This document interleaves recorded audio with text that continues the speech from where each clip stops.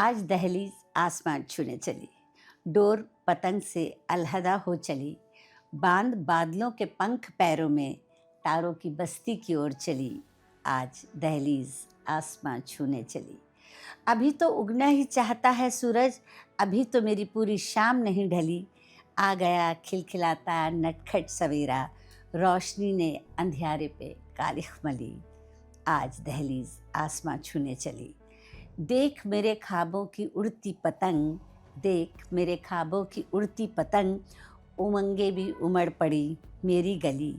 टूटे दिल के सूखे से सहरा में, आज फिर खिल उठी एक नन्ही कली। आज दहलीज आसमां छूने चली। है पता संघर्ष है कड़ा, देहरी से परे, टूटी लकीर मायूसी की उम्मीद नहीं टली।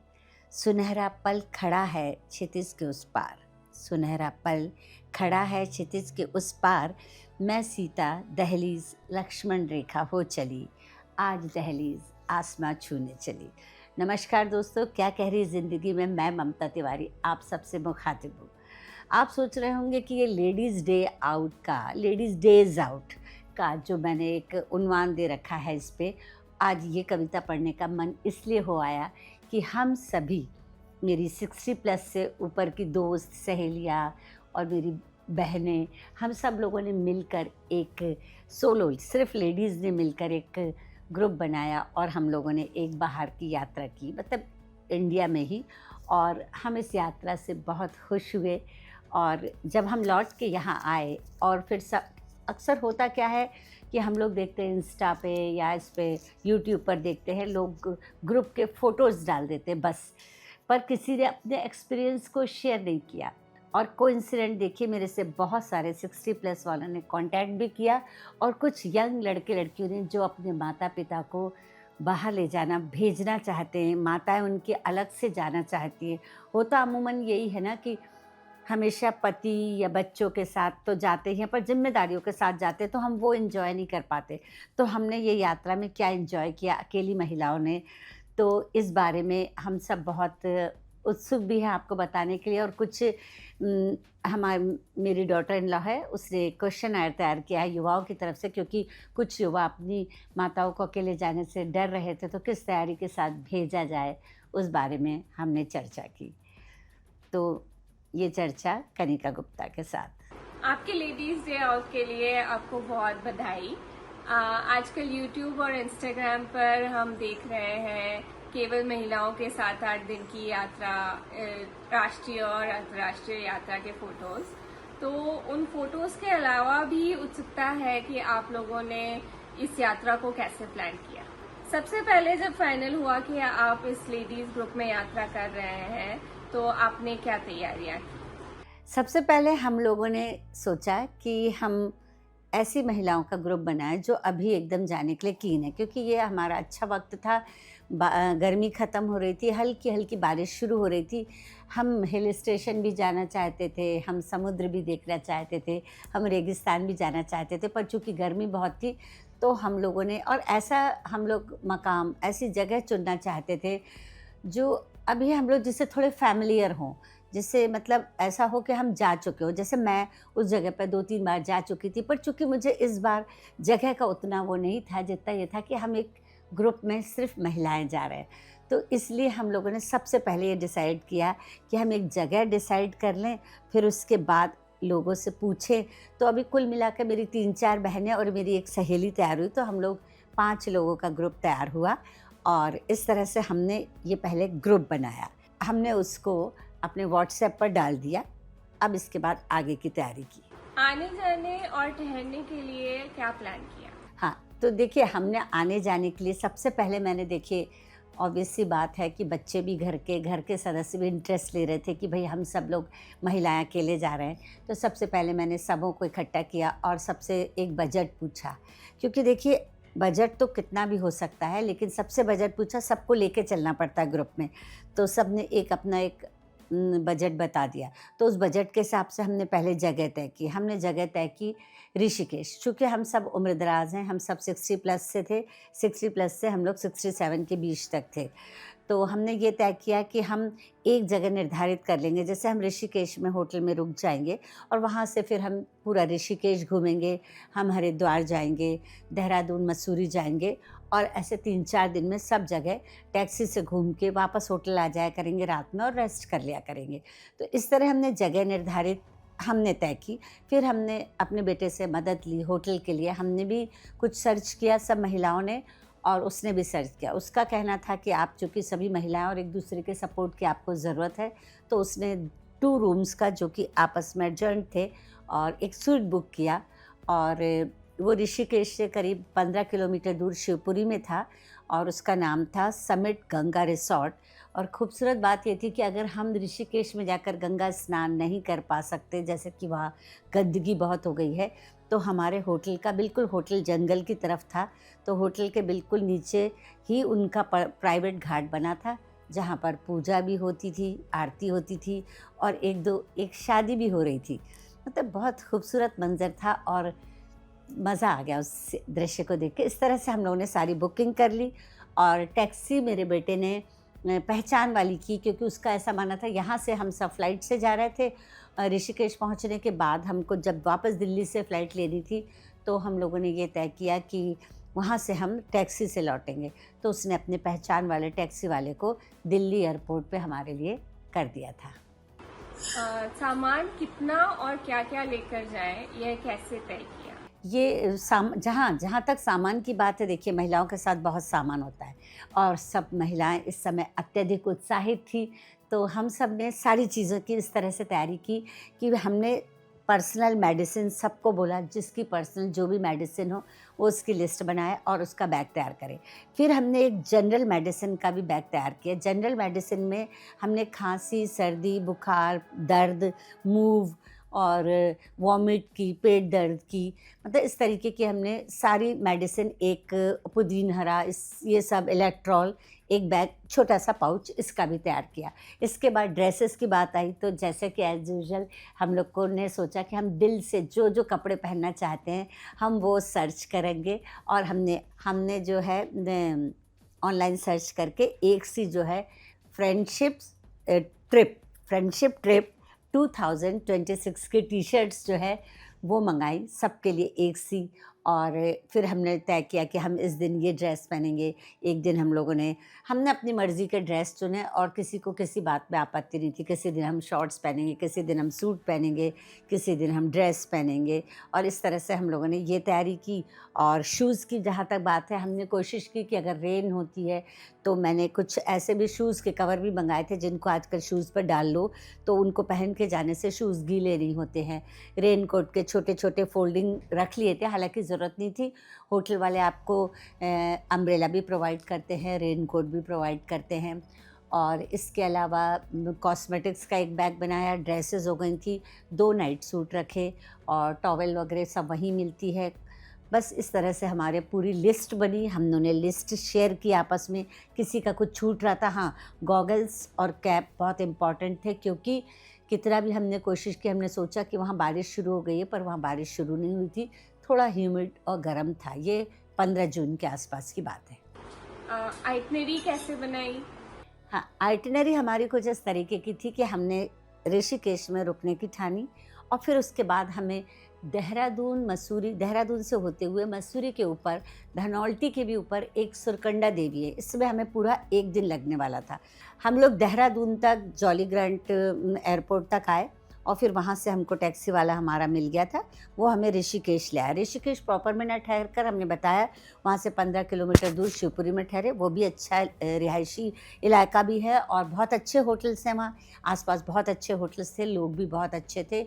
और उसके बाद हमने ऐसा तय किया कि हम ऋषिकेश में हम शाम को पहुँचे और पहुँचने के बाद हमने क्योंकि 5 बजे चाय का टाइम हो रहा था शाम के, तो हमने गंगा घाट पर जाकर आरती की, पानी में खूब नहाए, खेले कूदे, मस्ती की और सब लोगों ने आपस में एक दूसरे को भिगोया और तय किया था कि इस बार रात में डिनर हम होटल में ही करेंगे। हल्का फुल्का हमने डिनर लेना तय किया और खाकर फिर हम रेस्ट किया और अर्ली मॉर्निंग हमने तय किया कि हम ड्राइवर को 8 बजे ब्रेकफास्ट तक बुला लेंगे और 9 बजे निकलेंगे। तो देहरादून मसूरी का कुल यूँ होता है 2.5-3 घंटे का सुरकंडा देवी होती है। सुरकंडा देवी पे जाने के लिए पहले मैं आपको बता दूँ कि मैंने क्या-क्या प्लान किया, फिर मैं बताऊँगी हमारी यात्रा कैसे हुई। सुरकंडा देवी उस दिन घूमने के बाद हम सेकंड नंबर पर आए कि हम हरिद्वार जाएँगे, पर पता चला कि उस दिन बहुत ट्रैफ़िक था, तो हमने सेकंड डे फिर ऋषिकेश के लिए रख लिया।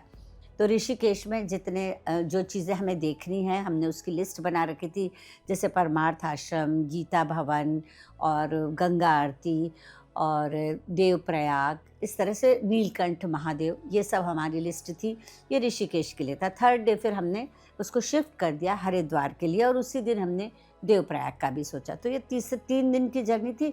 चौथे दिन हमने तय किया था कि हम वहाँ से दिल्ली निकलेंगे टैक्सी से। तो उसके लिए हमने टैक्सी वाले को रोक ही रखा था। 5 दिन के लिए टैक्सी वाला था, पर फिर भी मैं यहाँ आपको कुछ अनुभव अपने बताऊँगी। आप सुबह से सफ़र की शुरुआत कैसे करते थे? हाँ, हम लोग सब सुबह जो है हमने तय किया था कि रात में हम लोग जल्दी सोया करेंगे, क्योंकि हम सब उम्रदराज थे, थक जाते थे और सब एक दूसरे की बहुत हेल्प करते थे हम लोग। किसी को मेडिसिन की ज़रूरत हो, किसी को रेस्ट की ज़रूरत हो। हम लोगों ने बहुत भाग-भाग के चीज़ें देखने की कोशिश नहीं की, क्योंकि हमें मालूम है हमें उम्र के हिसाब से जगह और स्थान देखने चाहिए। तो हमने उसी हिसाब से देखा। हम सब बिल्कुल हमने जो टाइम बताया था, बाथरूम भी 2-2 3-3 थे, तो हम लोग आसानी से तैयार हो गए।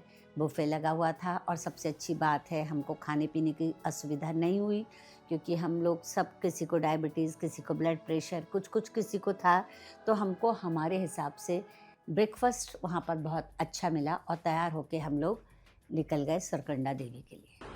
और यात्रा के दौरान आपने और क्या-क्या सावधानियाँ रखी? यात्रा के दौरान जो बरते जाने वाली सावधानियाँ, मैं उसके बारे में आपको ज़रूर बताना चाहूँगी।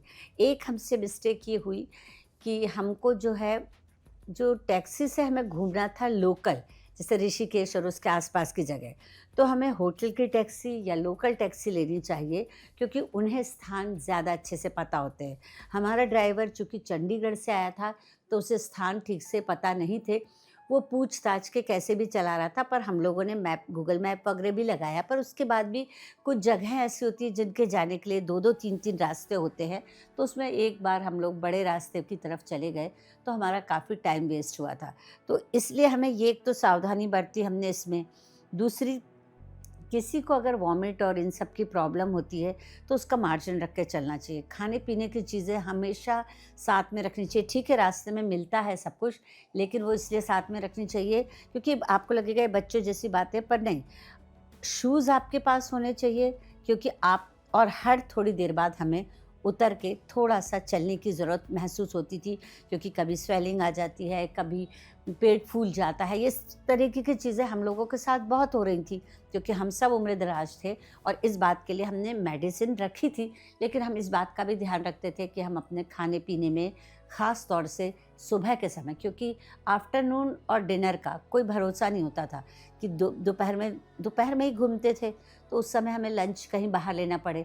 तो सुबह हम चाहते थे कि हमें प्रोटीन रिच फूड मिल जाए। हम लोग सब वेजिटेरियन ही थे, फिर भी हम एग ले लेते थे, स्प्राउट्स ले लेते थे, फ्रूट्स हुआ करते थे। हम इन बातों का ज़रूर ध्यान रखते थे और साथ में अपने गाड़ी में भी हमने बाज़ार का बहुत ना खा के फ्रेश फ्रूट्स ही खाए। तो ये सावधानी हमें बरतनी पड़ती है और रुक-रुक के चलना पड़ता था कि थोड़ा-सा उतर के चले, वॉक किया, फिर वापस गाड़ी में बैठ गए और इस तरह से हमारा सफ़र फिर आसान रहा। देखिए, ऋषिकेश में मेरे ख़्याल से चौथी 5वीं बार गई हूँ, पर मुझे बहुत अच्छा लगता है। पर शुरुआती दौर में जब मैंने ऋषिकेश घूमा था, तब मैं प्रॉपर ऋषिकेश में रुकती थी। खुला था, सड़कें खुली थी, कोई रश नहीं था। लोग हरिद्वार में ना ठहर के ऋषिकेश में ठहरने लग गए थे, क्योंकि हरिद्वार में बहुत रश होता है। तो मुझे ऋषिकेश में ठहरना बहुत अच्छा लगता था, लेकिन अब पिछली बार जब मैं गई तो मैंने ऋषिकेश में देखा, वहाँ कंस्ट्रक्शन ही चलता रहता है और इतना ज़्यादा हौच-पौच और इतना रश हो गया है और इतने होटल हो गए हैं कि वहाँ से गंगा नहीं दिखती। हम जिस होटल में ठहरे थे पास्ट में, तो वो जगह से हमें गंगा दिखती थी। अब तो वो होटल में से तो गंगा ही नहीं दिख रही थी। यहाँ शिवपुरी में बिल्कुल हम पहाड़ों और जंगलों के बीच में थे, वहाँ से गंगा आराम से बहती हुई क्लियर नीला हरा पानी हमें दिख रहा था। तो एक तो ये चीज़ हमने वहाँ पर ऋषिकेश से फिर हम सुरकंडा देवी गए। सुरकंडा देवी में हमें ये प्रॉब्लम हुई कि सुरकंडा देवी की ऊपर पहाड़ी पे चढ़ने के लिए हमें रोपवे से जाना था। पर चूँकि वही है, हम हर चीज़ का मार्जिन रख के चल रहे थे, और आप हमेशा ध्यान रखिए थोड़ा टाइम और घंटे और दिन का मार्जिन रख के चलिए, क्योंकि हम सब 60 प्लस थे, हम बार-बार कह रहे हैं, तो हम उतनी सीढ़ियाँ नहीं चढ़ सकते थे। लोग, युवा लोग भागते हुए चढ़ रहे थे, उतर रहे थे।